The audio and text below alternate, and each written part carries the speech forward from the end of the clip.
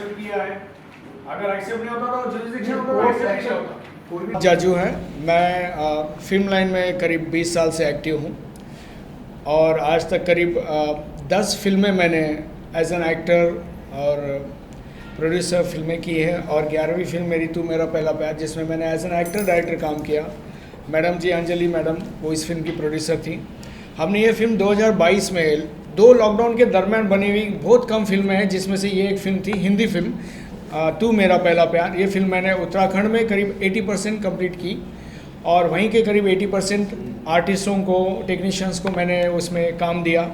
हालांकि उत्तराखंड में जब फिल्म इंडस्ट्री से मैक्सिमम लोग जाते हैं, मेकिंग करते हैं, तो वहाँ के जो कलाकार हैं उनको जूनियर आर्टिस्ट बोल के ट्रीट किया जाता है। ये इकलौती ऐसी फिल्म है जिसमें वहाँ पे सभी लोगों ने कैरेक्टर रोल्स किए और उनको काफ़ी अच्छा मौका और उन्होंने काफ़ी उसको एंजॉय भी किया और बहुत अच्छी फिल्म हमने इसमें बनाई, जो कि उत्तराखंड गवर्नमेंट की सब्सिडी का प्रोविज़न के जो मानक थे वो सारे मानक भी हमने उसमें पूरे किए और बाकायदा 18 फरवरी 2022 को हमने ये फिल्म उत्तराखंड के सभी मल्टीप्लेक्सेस में रिलीज़ की। काठियावाड़ी और पुष्पा जैसी बड़ी फिल्मों के दरमियान या उनके बीच में हमारी फिल्म उनके साथ में रिलीज़ हुई और हमको काफ़ी अच्छे शोज़ भी मिले, अच्छा रिस्पांस भी मिला। हालांकि 50% का सीटिंग प्रोविज़न उस पीरियड में चल रहा था, बावजूद इसके अच्छा रिस्पांस मिला। फिल्म हमारी काफ़ी अच्छी बनी थी और बहुत अच्छे संदेश के साथ बनी थी। उत्तराखंड के अमूमन सारे लोकेशन हमने उसमें कवर किए थे, हरिद्वार, देहरादून, उसके बाद में मसूरी और भी कई मतलब जो माने जाते हैं जैसे डाक पत्थर, विकास नगर, बहुत अच्छे लोकेशंस पे हमने वहाँ पे काम किया। मुंबई में उत्तराखंड से बिलोंग करने वाली लड़की फिर एक फ्लैट बुक करती है 5 करोड़ में और वो उस जो डाउन पेमेंट करती है बिल्डर को, वो पूरा अमाउंट समय पे नहीं दे पाती तो पैसा उसका फॉरफिट हो जाता है और उसी के लिए कुछ अमाउंट भरने के लिए उसने उत्तराखंड से किसी प्राइवेट फाइनेंसर से पैसा भी लिया होता है और उनकी जो रिकवरी प्रोसेस होती है उस तकलीफ से वो सुसाइड करती है और फिर हीरो उसको किस तरह से जस्टिफाई करता है, उसको न्याय दिलाता है। और जब कोई आदमी डिफ़ॉल्ट कर जाता है किसी तरह से अगर प्रॉब्लम में अटक जाता है तो उसको बैंकों ने, फाइनेंसरों ने सपोर्ट करना चाहिए वो रीस्टैंड होने के लिए, ना कि वो सुसाइड करे। हम जो देखते हैं कि किसान सुसाइड करे, ये करे, तो उसके पीछे का रीज़न ही है कि वहाँ के जो लोकल साहूकार है पैसा देते हैं और फिर रिकवरी के लिए उनकी फैमिली और उनका जीना आराम करते हैं और वो लोग सुसाइड करते हैं। This is the basic reason of the suicides in fact. तो इन सारी चीज़ों को हमने हाईलाइट किया और एक अच्छे संदेश के साथ ये फिल्म को बनाया। अब जब हमने सब्सिडी के लिए फिल्म को फाइल को सबमिट किया, सारे हमने उसके जो भी प्रोसीजर थे वो पूरे किए। बावजूद इसके कई धक्के खाने के बावजूद भी वो जो हमारा पेमेंट बन रहा था, 2.25 करोड़ की हमारी फिल्म है, 54 लाख का हमारा सब्सिडी अमाउंट है, वो हमको मिला नहीं। हमने उनको काफ़ी फॉलोअप किया और बहुत सारी चीज़ें बाद में मालूम पड़ा कि उसमें कई तरह के all of sudden they started to demand give us the GST certificates behind every bill. हर बिल के पीछे हमको GST ये चाहिए। मैंने कहा हमारी जो कंपनी है वो 40 लाख के नीचे की टर्नओवर की कंपनी है उस पीरियड तक, जब तक कि हमने मेकिंग की, तो उसमें GST लगता ही नहीं है। जब हमको GST एप्लीकेबल है तो वाई शुड आई पे द GST एवरी टाइम। अब अगर 18% मेरे को GST पे करना है, 10 से 12% टूरिस्ट प्लेस है तो ज़्यादा वहाँ पे महंगा लेबर है, महंगा टूरिस्ट है, महंगा लिविंग है, वो मेरे को पे करना है। ये धक्के खाने का और अननेसेसरी जो डिमांड वाली अमाउंट है उसमें 10-15% देना है, यानी 50% अमाउंट मुझे वहाँ देना है एक्स्ट्रा और उसमें मुझे 30% सब्सिडी लेना है, तो why should I go there. और सिर्फ मैं अकेला ऐसा फिल्म मेकर नहीं हूँ या मैडम अकेले ऐसी फिल्म प्रोड्यूसर नहीं है जो इस उत्तराखंड गवर्नमेंट के सब्सिडी ना देने की शिकार बने हैं, बल्कि कई वेस्टर्न फिल्म एसोसिएशन का तो पूरा एसोसिएशन भी उत्तराखंड के इस पॉलिसी के खिलाफ है, ऐसा मुझे कल ही एक प्रोड्यूसर से मालूम पड़ा है। और ऐसे कई प्रोड्यूसर परेशान है, लेकिन कोई भी प्रोड्यूसर इनके खिलाफ कोर्ट में नहीं गया लेकिन ये production house Jaju creatives production ये कोर्ट में गया है। बॉम्बे कोर्ट से उनको 2 बार समन्स भी गया है और उनका कोई भी रिस्पांस भी नहीं आया है। कोर्ट ने ऑर्डर भी दिया है कि सूट्स को आगे फाइल करके इस केस को आगे बढ़ाया जाए। तो उत्तराखंड गवर्नमेंट के सब्सिडी प्रोविज़न फिल्म परिषद के खिलाफ हम कोर्ट में इस वक्त खड़े हैं और जब तक जिन फिल्मों के मानक पूरे हुए हैं सब्सिडी पॉइंट ऑफ व्यू, उनके सब्सिडीज़ नहीं मिलते हैं। हम किसी भी दूसरी फिल्म प्रोड्यूसर्स की सब्सिडी और ये सारी प्रोविज़न जो उत्तराखंड गवर्नमेंट कर रहे हैं उसके ऊपर हम स्टे लेने की कोशिश करेंगे।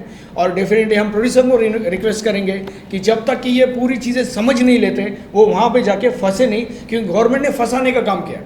आप वहाँ पे ऑफिस में चले जाते हो जीआर वगैरह लेने के लिए, पहले वहाँ का आदमी बोलता है आपका लाइन प्रोड्यूसर कौन है, यहाँ का लाइन प्रोड्यूसर। जो प्रोड्यूसर 15-20 साल से फिल्म इंडस्ट्री में मुंबई में काम कर रहा है उसको वहाँ के लाइन प्रोड्यूसर की क्या ज़रूरत है, फिर उसका प्रोडक्शन मैनेजर क्या काम करेगा।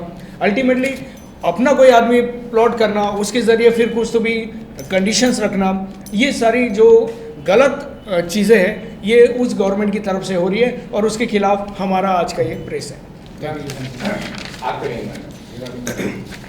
Yeah, I only want to say that yes, because of this subsidy thing, हम जाते हैं, हमारे जैसे बहुत सारे लोग जाते हैं and they make a film over there. But जैसे उनकी एक फिल्म कंप्लीट होने के बाद में क्या कहते हैं, अचानक से suddenly they demand for each and everything and then they deny of giving subsidy. So it's a great loss for any producer and people like us we सफ़र।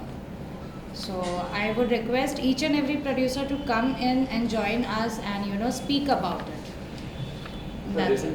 आपने कहा कि एक तो जीएसटी प्रॉब्लम है और क्या क्या बताया प्रॉब्लम ये चीज है कंक्रीटली ना, इन शॉर्ट आप बता दीजिए क्या आप चाहते हैं, व्हाट इज उन्होंने क्या क्या डिमांड किया था। तो जीएसटी डिमांड किया था उन्होंने, जीएसटी के लिए क्या था उन्होंने हर बिल के पीछे 18% जीएसटी, जो भी जीएसटी एप्लीकेबल है वो पे का उन्होंने डिमांड किया जो कि पहले नहीं था। उनके जो हमारे पास जीआर उन्होंने दिया, जो परमिशंस में हमारे पास जीआर है, उस गवर्नमेंट रूल्स जो वहाँ के हैं फिल्म के सब्सिडी के बारे में, वहाँ पे कहीं पर भी ऐसा मेंशन नहीं है कि आपको जीएसटी एफिलिएटेड बिल देने ही होंगे।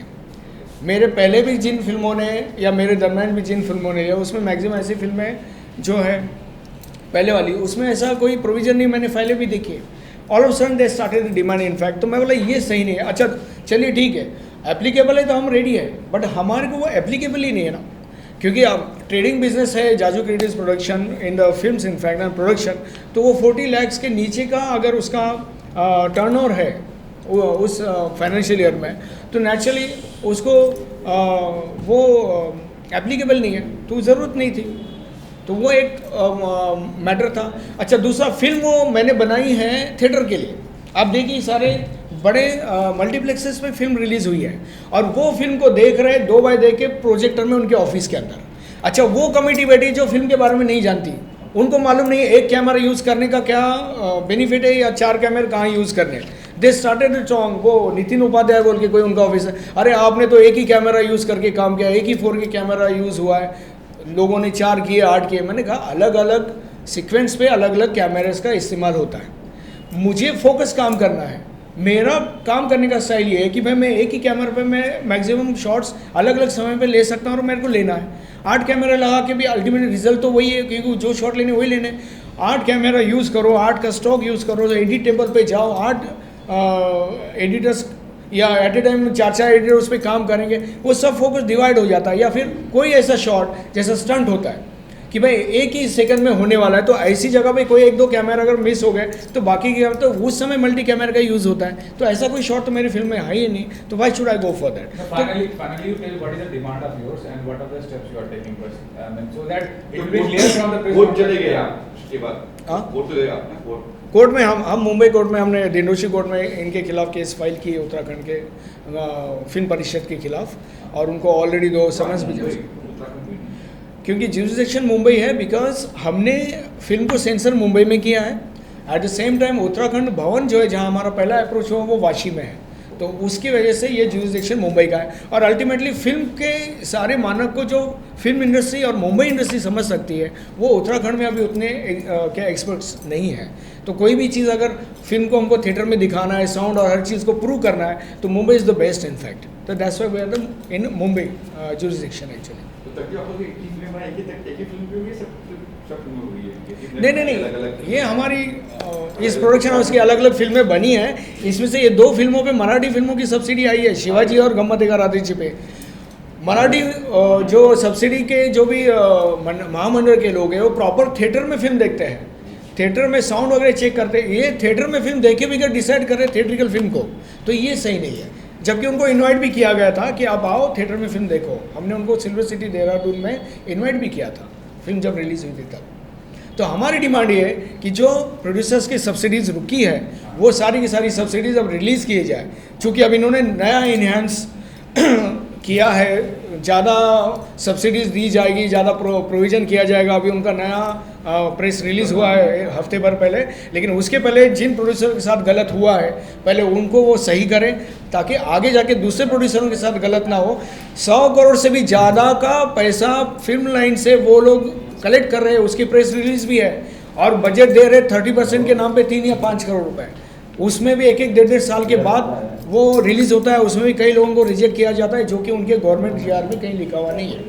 आप कायदे में बैठते हो पूरे? कायदे में पूरे बैठते हैं, हमने उनके पूरे प्रोसीजर को कंप्लीट किया हुआ है। राइट। Okay, thank you. कुछ ऐड करने वाले आप? No, that's it. एक इंडिविजुअल थैंक यू। पड़ती हैं तो हमने 1 लाइन दी। हाँ 1 लाइन। लोकेशन चुनाव को बिल दिए थे? हाँ बिल्कुल, परमिशन लेके ही परमिशन पीरियड में काम परमिशन फिर आफ्टर में उसके बिल पेड के सब फाइलें वगैरह सब कुछ सबमिट किया, इसलिए तो कोर्ट में है ना हम लोग आज ऐसे। तो रिटर्न में उन्होंने कुछ लेटर दिया था? क्या उन्होंने कुछ लेटर दिया था? राइटिंग में राइटिंग में दिया था कि भाई यहाँ कुछ कमी है, ऐसे कुछ लेटर दिया था? उन्होंने रिजेक्ट लेटर दिया है हमको 14 जून को, 14 जून 2023 को, और जबकि मैं उनसे जाके मिला था 9 जून 2023 को, लक्ष्मीकांत तिवारी जो वहाँ के IAS ऑफिसर है, नितिन उपाध्याय उनको, और मैंने उनसे कहा था कि आप फिल्म थिएटर में देखिए। मैंने 12 जून को फिल्म दिखाने के लिए प्रोविज़न भी किया था सिल्वर सिटी देहरादून में, और उन्होंने टाइम भी दिया था, लेकिन वो आए नहीं, और उसके बाद सीधा 14 जून को उन्होंने रिजेक्ट लेटर दिया, जबकि 19 दिसंबर 2022 को स्क्रीनिंग हुई है। अगर रिजेक्शन ही देना होता तो उसी पीरियड में दे देते, तो नहीं दिया। शूटिंग से पहले सबमिट किए थे पेपर? सारे पेपर शूटिंग से पहले जो लगते हैं और 1 लाइन वगैरह, हाँ बिल्कुल अप्रूवल लेके सारे उनके प्रोसीजर को कंप्लीट करके हमने सबमिट किया। वहाँ की गवर्नमेंट को छोड़ के यहाँ पे केस करने का रीजन समझ में आ रहा है, दूसरी में कैसे यहाँ पे? क्या क्या वहाँ की गवर्नमेंट को छोड़ के वहाँ की गवर्नमेंट को हम यहाँ से इसलिए कर सकते हैं क्योंकि प्रोडक्शन हाउस जो है मुंबई बेस्ड है, नंबर 1। दूसरा, सेंसर फिल्म यहाँ से हुई है। तीसरा, उनका उत्तराखंड भवन यहाँ पे वाशी में है, जहाँ पे हम सबसे पहले जाके मिले थे। जैसे मैंने फरवरी 2022 को परमिशन लेटर लिया, वहाँ पे मिस्टर बिष्ट थे जो सीएम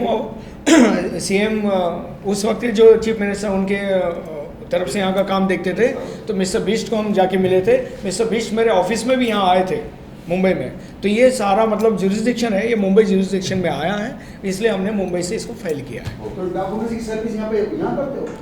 जी बोल रहे यहाँ पे जो कोर्ट को लगने वाले डॉक्यूमेंट्स है वो हम यहाँ पे सबमिट करते हैं ऐसा, और फाइल हमने ऑलरेडी उधर सबमिट करी है उत्तराखंड में। स्क्रीनिंग हुआ था 19 दिसंबर 2022 को, उसमें टॉप में हमारी फिल्म का नाम है तू मेरा पहला प्यार, दूसरे पे नाम है तड़प, सुनील शेट्टी के सुपुत्र सुपरहिट फिल्म तड़प, उसका नाम 2 नंबर पे है, तीसरे पे बधाई हो ये है, उसके बाद बाकी के ऐसे टोटल 8 फिल्मों का स्क्रीनिंग 19, 20 और 21 दिसंबर 2022 को हुआ था। ये वो पेपर है जो मैंने आप सभी को दिए हुए थे। उसके अलावा जो कोर्ट में हमने दिल्ली कोर्ट में उत्तराखंड गवर्नमेंट के खिलाफ केस फाइल करी है कि ये उसका ऑर्डर है जज का, क्योंकि उनको 2 बार कमर्शियल मेडिटेशन के लिए बुलाया गया, 2 बार समन्स दिए गए थे, वो समन्स में उनका कोई रिस्पांस आया नहीं, उन्होंने किसी भी तरह का रिस्पांस लिखित रूप में दिया नहीं। तो अभी इसके खिलाफ